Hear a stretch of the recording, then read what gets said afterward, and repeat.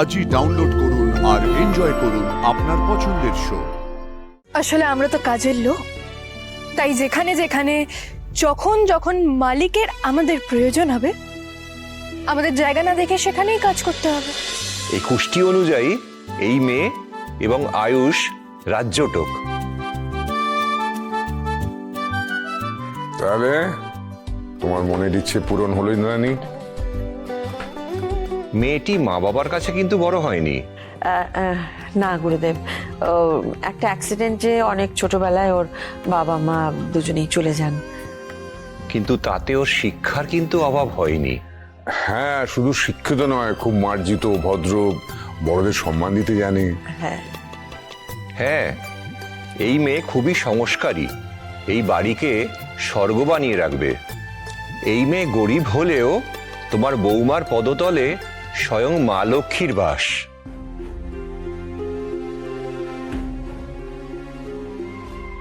আপনার কোথাও ভুল হচ্ছে গুরুদেব। না মানে মেঘা তো গরিব ঘরের মেয়ে নয়। আয়ুষের জীবনসঙ্গী যে হবে সে তো সচ্ছল পরিবারের হতে পারে না।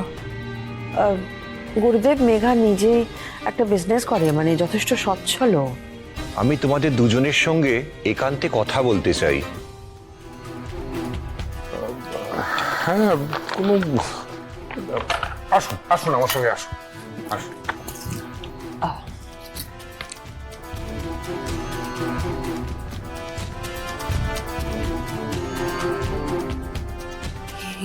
এবার কি হবে? গুরুদেবের মুখে কিন্তু চিন্তার ছাপটা একদম স্পষ্ট। এবার মনে হচ্ছে বিয়েটা বাতিল হবে। ব্যাস, গুরুদেব বলে দিলেন মেঘা আর ভাইদা রাজ্যটক। আর কোনো চিন্তাই নেই। আর কোনো চিন্তা নেই। তার মানে কি দাঁড়ালো? গোটা বাড়িটা সুন্দর করে ফুল দিয়ে সাজানো হবে এবং বাড়িতে সানাই বাজবে।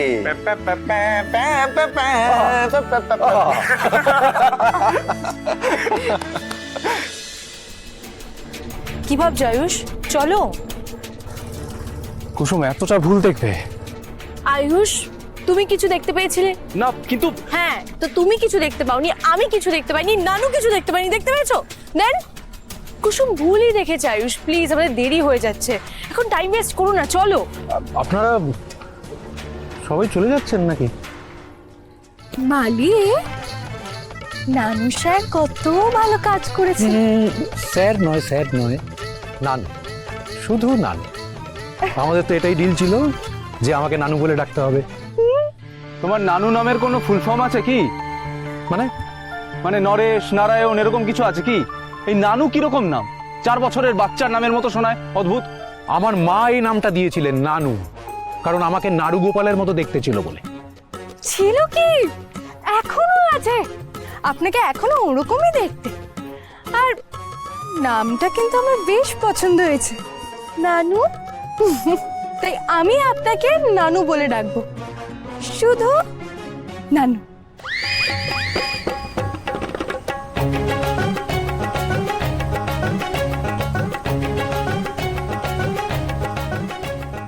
এই ছেলেটা তো বড্ড গায়ে পড়া।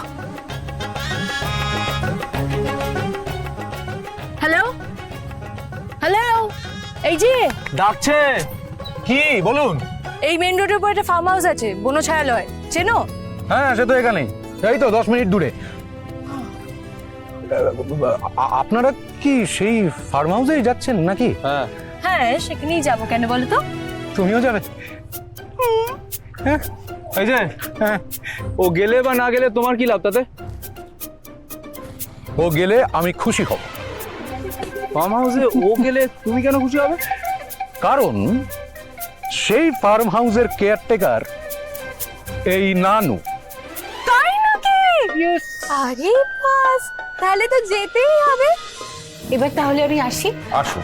আচ্ছা, কিন্তু কুষ্টিটা থাক, হ্যাঁ, কারণ গুরুদেব আর একবার একটু দেখবেন। হ্যাঁ, অবশ্যই।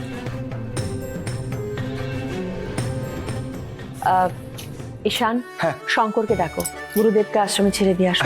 হ্যাঁ মা, কাকা কেন? আমি গুরুদেবকে ছেড়ে দিয়ে আসি। ও, তা তো খুবই ভালো হয়। দাও ওগুলো গুছিয়ে ওনার ব্যাগে ঢুকিয়ে দাও। হ্যাঁ, আর খুব সাবধানে নিয়ে যাবে কিন্তু। হ্যাঁ একদম। একদম জোরে গাড়ি চালাবে না। আসে হ্যাঁ, যা, পৌঁছে দাও, যা। আসছি মা। হ্যাঁ হ্যাঁ, সাবধানে।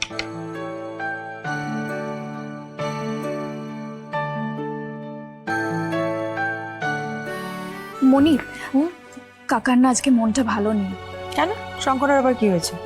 না, ভালোই হয়েছে, ঈশান গুরুদেবকে দিয়ে আসতে গেছে। আসলে কাকার যা মানসিক অবস্থা, আজকে এই অবস্থায় গুরুদেবকে পৌঁছে দিয়ে আসতে পারতো না। কি হয়েছে শঙ্করের? কিছুই না, আমার মনে হয় কুসুম নেই, সেই জন্য হয়তো মন টন খারাপ। ও অত কিছু না। হ্যাঁ, ও দিদি, বলছি গুরুদেব কি বললেন গো তোমাদের? সে আর কি সেরকম, মানে সেরকম কিছু না। আরে যা বললো তো আমাদের সবার সামনে এখানেই বললো, পরে আবার কি বললো? ওই কুষ্টিটা মেলালেন, তারপর আবার তোমাদের সাথে আলাদা করে কথা বলতে চাইলেন, আর যাওয়ার সময় কুষ্টিগুলো নিয়েও গেলেন সাথে। কি হয়েছে বলবে?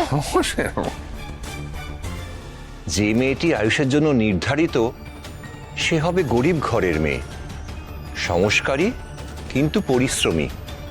তার মধ্যে কোনো বিলাসিতা থাকবে না। সে আসবে সাধারণ পটভূমি থেকে, কিন্তু তার সরলতায় সে আয়ুষের জীবন এবং তোমার বাড়ি দুটোই সাজাবে। আমি তাই জিজ্ঞেস করছিলাম যে মেঘা গরিব ঘর থেকে উঠে এসেছে কিনা, কিন্তু তোমাদের উত্তর ছিল না। ও দিদি, বলো না কি বললেন? আরে ছোট কিছু নয়, মানে এরপরে আমাদের কি কি করণীয় সেই সব নিয়ে আলোচনা করলেন। ওহ, চলো চলো চলো চলো। ভালোবাসা হলে মনে হয় চাঁদ যেন মাটিতে নেমে আসে। হতে পারে, কিন্তু এই চাঁদ রোমান্টিক নয়, বরং খুব মন খারাপের। আমি পাশে বসে আছি, তারপরেও তোমার মন খারাপ করছে? কি ভাবছো তুমি আয়ুষ? কার কথা ভাবছো? মায়ের কথা।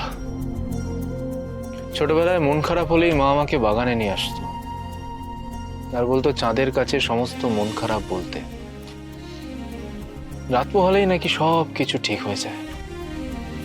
এই চাঁদ মা বাড়ি থেকে দেখছে আর আমি এখান থেকে। এই চাঁদ আমাকে মনে করিয়ে দিচ্ছে আমি কিন্তু মায়ের থেকে দূরে নেই। মালিক, রাতের খাবার তৈরি হয়ে গেছে।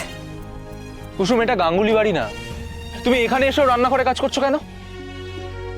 আসলে আমরা তো কাজের লোক, তাই যেখানে যেখানে যখন যখন মালিকের আমাদের প্রয়োজন হবে, আমাদের জায়গা না দেখে সেখানেই কাজ করতে হবে। আচ্ছা, বলছিলাম যে আপনাদের খাবারটা কি বাইরে নিয়ে আসবো? না কুসুম, একটা কাজ করো, তুমি খাবারটা ভেতরেই রাখো, আমরা ভেতরে গিয়ে খাবো। ঠিক আছে মেঘা ম্যাডাম। কুসুম!